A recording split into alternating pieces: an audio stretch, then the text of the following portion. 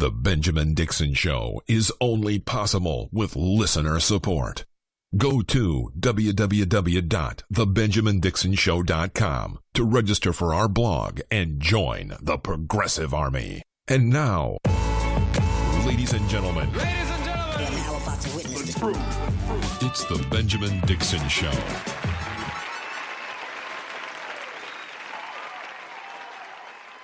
Just out of curiosity, why did the boy, what's the point of it? Why do you find joy in taking innocent people and finding a way to be mean to them?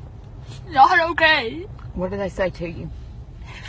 They make fun of my nose, they call me ugly, they say I have no friends. What'd they do to you at lunch? Put milk on me and put a hand down my clothes, threw bread at me. Is it just you? Yep. Or is it other kids too that feel that way? Say it's other kids too. How's that make you feel? I don't like that they do it to me, and I for sure don't like that they do it to other people, because it's not okay.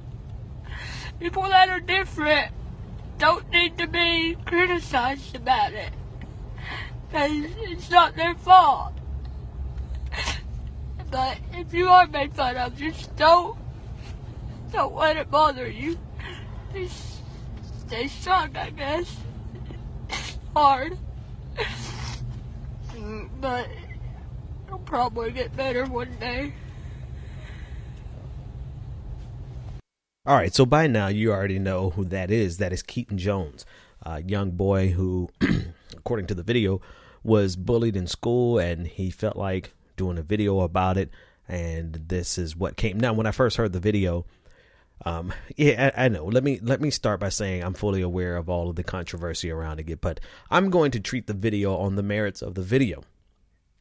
Because let's be real. Bullying is a real thing, man. Bullying, bullying happens to people you like and people you don't like. And actually, you know what? This is a kid, right? We might not like his mama, but he's a kid, and I'm guarantee you that he has been bullied. So I'm going to treat the video on the merits of the video, and then I'll discuss the mother and all the other stuff that's associated with and all of the insanity that has ensued. But I mean, when I watched this video, man, I'm not going to lie. I wanted desperately to reach through the video and grab that little kid and just hug him as tight as I could and let him know that he's going to be okay.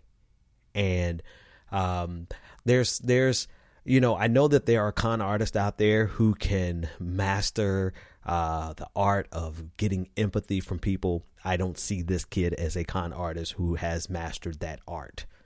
I'll err on the side of giving him the benefit of the doubt. All right. So the emotions were raw. The feeling was real. And, I am glad that he got all the outpouring and support from everyone he did. Now, very quickly shifting gears to his mother, Kimberly Jones, who posted the video. She has since shut down or at least made her page completely private on Facebook. And I was wondering, where the hell did the video go that I shared on one of my pages? Because there were thousands of interactions, and I was looking and reading comments and everything. And then all of a sudden it was gone. And lo and behold, it's gone because she made her page private, completely private. And the reason that is because she was exposed. Pictures of all of her kids waving Confederate flags, smiling, hanging Confederate flags. And, we don't play that, right? And so people got a wind of that, and she made some anti-kneeling, NFL kneeling post, and et cetera, et cetera. So, all of that has come into play and made this entire episode a tragedy in the Shakespearean sense. And there's two wavelengths that I have to address this on, and maybe you agree with me, maybe you don't, but that's fine. This won't be the first time, won't be the last time that we disagree. But I'm still with Keaton. I am. Call me a sucker. I have a big heart. I mean, hell, that's what I got into this for, right? It was to help people. And when I see that young boy crying, I don't know how can you look at that kid and think that he's making this up, right? If you think that this kid is making this up, you're full of shit. I'm sorry. And I know we just crossed over from disagreeing to me telling you you're full of shit, but I'm sorry. I can't play objective here. You're just full of crap if you think that kid is faking. And then let me ask you this question. How many of your parents are full of shit? You know, how many of your parents are just crappy people or racist, right? Come on, man. So there's a big difference between this kid, what he went through, and what he was pouring out. Because here's the thing, like, kids actually kill themselves these days. And I guess it's been going on for a long time, but they're getting younger and younger and younger.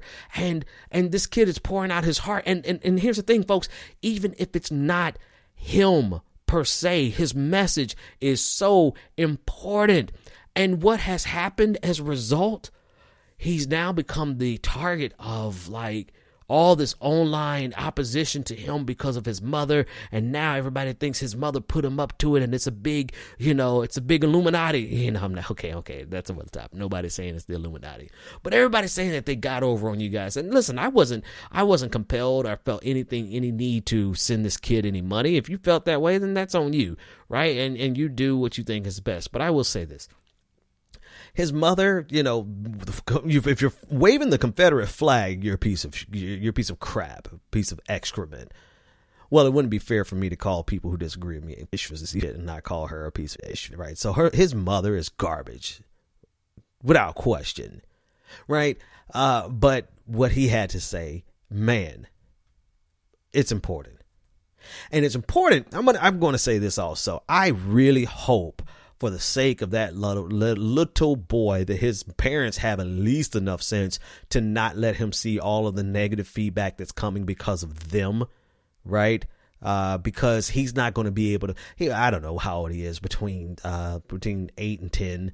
I'll put him there between 8 and 10. I guess I can Google it. I'm sure somebody has done an entire profile on this kid, but I don't think he's of the age where he could process and filter out the negativity and say, well, that's a result of my mother waving a Confederate flag and not directed towards me. This kid is going to feel that all this negativity is going towards him. And if he had a hard time with bullying at school, what do you think this online bullying is going to do to him?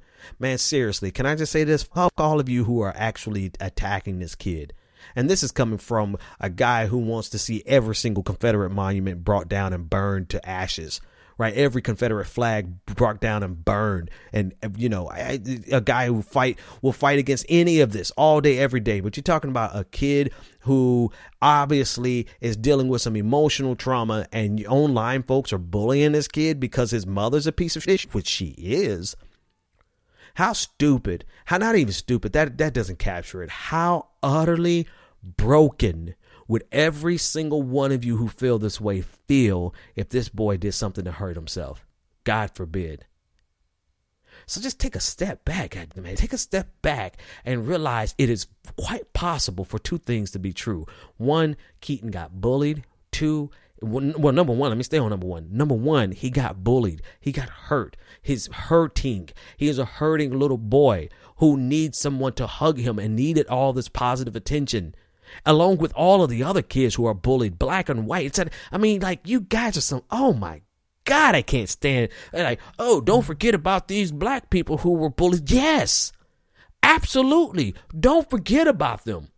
But at the same time, this is not a competition. This is not about race. This is a little boy.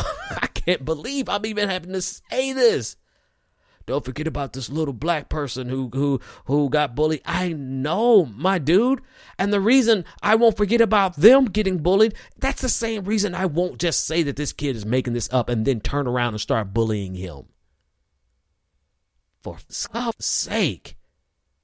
Oh my God, I can't. This is something that I guess I was going to try to be even-handed with this and not really, kind of try to play both sides and be like, I understand and all that. But no, if you are out here bullying this kid, I hope to God that their parents are keeping this boy away from the internet for a little while. Because, who cares that they got $60,000 on GoFundMe? I mean, don't get me wrong. Hell, $60,000 would do me right. But I don't care if they came up and got $60,000 and his mother's a piece of shit.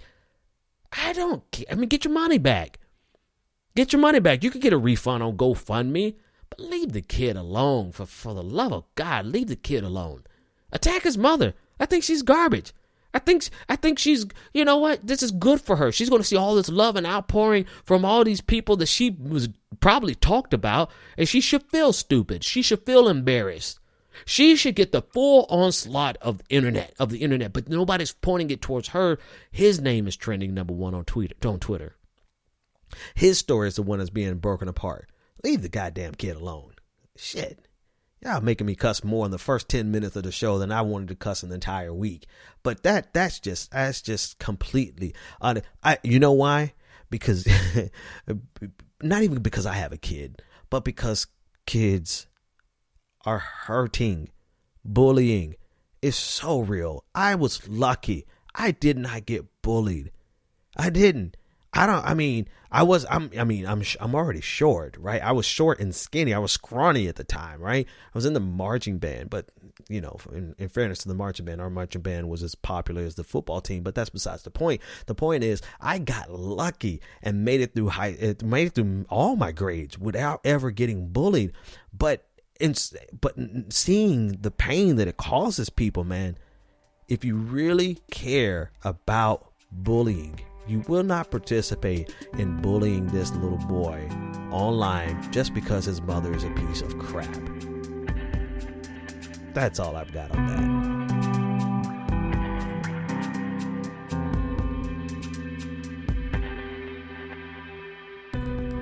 I want to give you a warning. The next bit of audio is extremely disturbing. Viewer discretion, or in this case, listener discretion, is advised. Okay, young man, listen to my instructions and do not make a mistake. You are to keep your legs crossed. Do you understand me? Yes, sir. You are to put both of your hands palm down straight out in front of you. Push yourself up to a kneeling position. I said keep your legs crossed! I'm sorry. I didn't say this in conversation. Put your hair! Hands up in the air! You do that again, we're shooting you. Do you understand? Please do not shoot me. Then listen to my instructions. I'm trying to just do what you Don't talk! Listen! Hands straight up in the air. Do not put your hands down for any reason. You think you're going to fall, you better fall on your face. Your hands go back in the small of your back or down. We are going to shoot you. Do you understand me? Yes, sir. Crawl towards me. Crawl towards me! Don't go!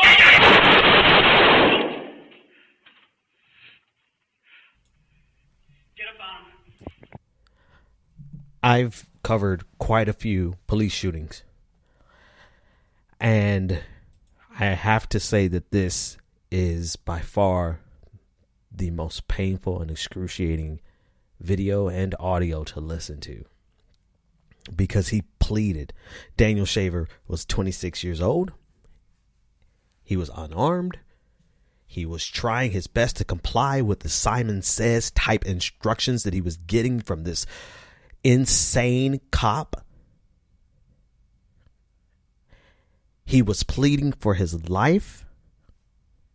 He begged not to be killed. And Philip Brailsford was acquitted for killing this man on a murder charge. I'm not quite sure the justification for letting this man off, but I've seen a lot of shootings. I've had to cover far too many, more than I ever wanted to cover, more than I thought I would have to cover. Each of them take a toll on you. Each of them weigh you down. And the frequency with which they happen absolutely is staggering, to the point where I've numbed myself to not have my pressure go up, or have my, emotions to be emotionally distraught, having to cover it time and time and time again. But this is by far the absolute worst, because you could hear the man pleading for his effing life, and this pig. I have no other way to refer to this thing that is not human other than a pig gunned him down in cold blood, and a jury of 12 people couldn't find this piece of they couldn't find him guilty. They couldn't find him guilty because we venerate police officers too much in this country. We elevate them too high. They're always the goddamn heroes, no matter what, in any situation. And they practice this propagandistic technique of making police officers always the hero. They practiced it first in the black community, for sure. But I've been telling you that this was going to spill over to the white community too, and this is the worst that I've ever seen or ever heard.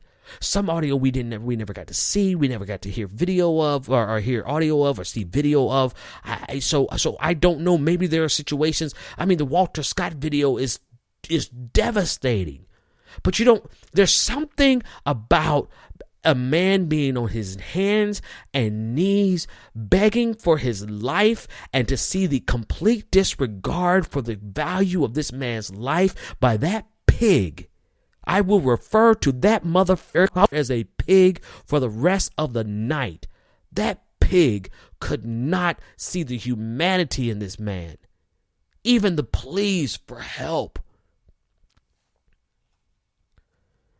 And he gets off. There's no need for me to go over the statistics of how frequently police officers get off. I mean, we've covered it. There's no need for me to go over the frequency with which police officers are not even indicted. We've covered that. But just see where we are at this point. A jury of 12 people could not find this man guilty.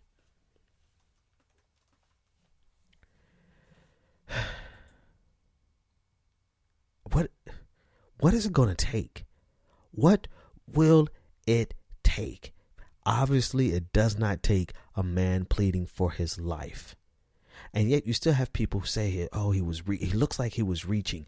Can you not have situational awareness to see that this man, or I'm sorry, did the police officer, the police officer think he was putting on an act? Did he think that this was all one huge elaborate ruse to fool the officer so he could pull the gun that he was unarmed with and hurt the police officer? This was a power trip. This man had already decided, Philip Braille's, whatever the hell, the pig, had already decided that he was going to kill somebody that night. He went out there and executed this man on his hands and knees in cold blood. And the jury saw this and couldn't find him guilty. You know, sure as damn well, black people don't stand a chance when it comes to getting justice from a jury of our so-called peers. And if I'm going to be honest with you, I have absolutely nothing else to say about this. I don't have the words, so let me borrow some words from a friend of mine. Fuck the police! Fuck the police! Fuck the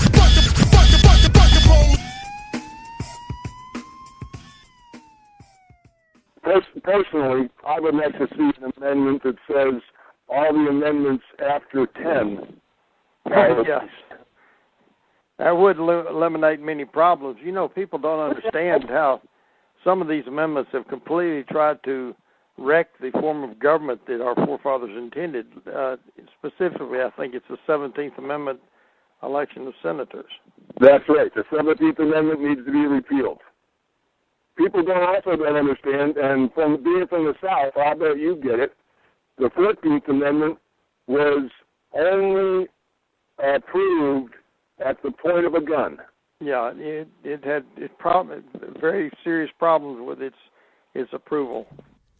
That last voice you heard was none other than Judge Roy Moore, disgraced Judge Roy Moore from Alabama, Senate candidate, who on tomorrow stands a fairly decent chance of becoming the next senator from the state of Alabama, the state in which I was born. I was born in Selma, Alabama, and, I didn't live there very long. But it's a fascinating race because it exposes the depth of the depravity of the evangelical movement, particularly white evangelical, conservative white evangelicals, the Republican Party as a whole. And a lot of people want to focus this to be a referendum on Alabama. No. See, these same type of people that you see in Alabama who are willing to betray everything that they believe in order to oppose the Democrat, they are willing to get in bed with, politically speaking, with a pedophile, an alleged pedophile. They're willing to get in bed with an alleged pedophile just so that they can oppose a Democrat. And this is not something that's only applicable to Alabama. You'll find this all across the country. Republicanism has become a religion, a false religion. And it's, well, there's so many things, but I don't even want to focus on that. I'm sorry. I'm going off on a tangent. What I want to talk about is Roy Moore's fascination with a time in American history that he thinks is the greatest. He actually said this, that he thought America was greatest during the time of slavery. You know, because families were together. And this is one of the biggest lies perpetuated by Confederate flag waving, loving sons of bitches like Roy Moore. They like to promote this lie that black families were somehow stronger during slavery. Do you know what they did to black families as soon as they got them off the slave ships? They broke them apart. They took father away from mother, mother away from daughter, daughter away from brother. They separated black families and completely eviscerated the concept of a black unit. And yet they want to say, they write these fictions in their minds to justify all of the evil shit that they've done through history. And they've convinced themselves of this, and people buy into this, even though it's so obviously contrary to the truth. The very first thing you know about slavery was that they broke up families and sold us off on auction blocks. That's why I can't go back further than 6 generations in my family, even though my family is one that has kept track of everything we possibly could about each other. That's the only reason I can go back 5 generations, is because we meticulously try to keep up with our family. But then all of a sudden there's a big cutoff. It just ends. And I imagine the reason George Harvey, my great-great-great-grandfather, the reason he actually put so much emphasis in keeping up with our family was because his father, the only other Harvey that I could track down in the city of Franklinton, Louisiana, his father had no family connections to nothing. There's nothing there beyond that. I can't go any further back than that, because of slavery and how it broke up the family. And the fact that I'm even wasting breath trying to explain this to people who don't want to believe it. I am done trying to convince people who have no morals, who have no integrity, and yet they run underneath the guise of family values. They are bereft of anything that's redeemable. You could try to save them. I'm done. The only thing that's left to do with these people is to utterly destroy them politically and make them relegated to the dregs of society so that they're ashamed to come out in public. That's the only thing that you could do with these type of people, because they will look you in the eye and say, yeah, we sold you as slaves and separated father from son, but that's when black families were strongest. And that's when America was great. Not to mention the fact that he also said that, all the amendments in this clip that you heard, all the amendments, 10 after 10, 11 through 19, all the amendments, the 19, women getting the right to vote, all of them if we got rid of them, they would solve a lot of problems. Not to mention, this is a guy who thinks that Muslim Americans should not be able to serve in Congress. Good luck with that as we get ready to push for Keith Ellison to get to the Senate. Not only did he say that, he doesn't stop there. He thinks that quote unquote homosexual activity should be illegal. He also believes that the First Amendment was only made for Christians. There was absolutely enough to make sure that somebody like Roy Moore would never get to the Senate, long before we found out how much of an alleged pedophile he actually is. And yet, Washington Post is reporting that about 6 out of 10 white women are going to vote for this man. About 7 out of 10 white men are going to vote for this man. Of course, Republicans are going to vote for him. Evangelicals are supporting him in an unbelievable amount.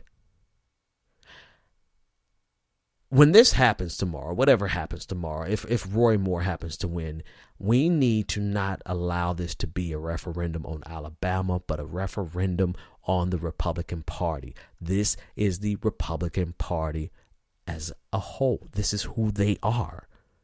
They have reinstated their endorsement for Roy Moore. This is who they are. They are the people who can look you dead in the face and lie to you, knowing that every word that is coming out of their mouth is a complete and utter lie. It's a game to them. It is a effing game to them. They want to see how much they can get away with lying to you. One of the biggest lies I'm going to talk about with Professor Sinkwitz when I get him on the show. One of the biggest lies perpetrated over just the last week was this idea that Donald Trump was moving the embassy to Jerusalem.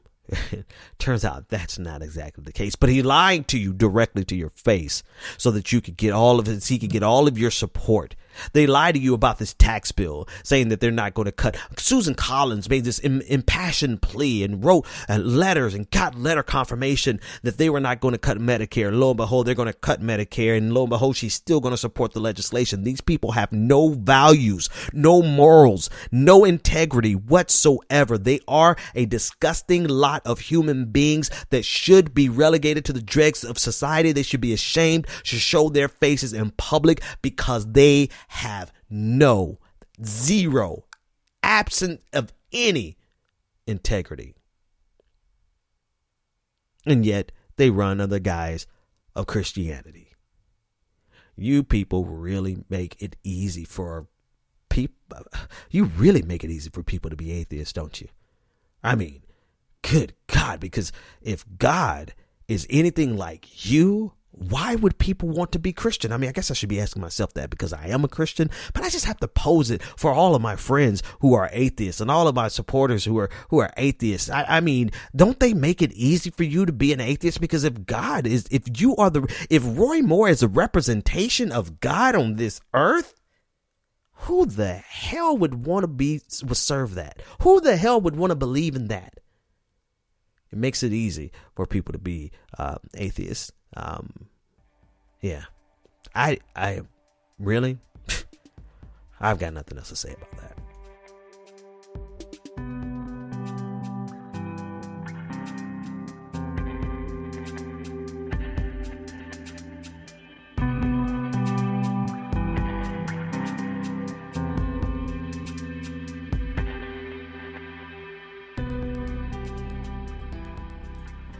All right, folks, that's all I have for today. Thanks so much for joining me for these brief podcasts. Definitely go over to patreon.com/the BPD show and become a patron today. I really enjoy doing the podcast format. I'm not going to lie. I'm, doing a little bit more bells and whistles, a little less meandering and getting straight to the point. I do miss the live phone calls. So, of course, I'm going to keep the live calls coming up in the new year. I am going to go in the morning. I've decided to go from 10 to 11, 7 o'clock West Coast time, AM, and we'll take live callers, and it might take a little time to adjust to get everybody over there, but we'll be doing that because I can do it consistently. But I definitely am going to enjoy doing podcasts. I still have on my radar to do the podcast that I've been promoting for the last, I don't know, however long, being a black Christian in a white Christian America, dealing with people like Roy Moore and the evangelical movement. I still want to do that. And so this is kind of just a very light taste of what I will be doing there. But those will be much more highly produced, to say the least. But anyway, thanks so much for joining us. Have a great day. Great evening. I will see you tomorrow. Take care. The Benjamin Dixon Show is only possible with listener support. Go to www.thebenjamindixonshow.com to register for our blog, join the Progressive Army, and support The Benjamin Dixon Show. Crazy mother. If you like this episode, be sure to share, like, and subscribe.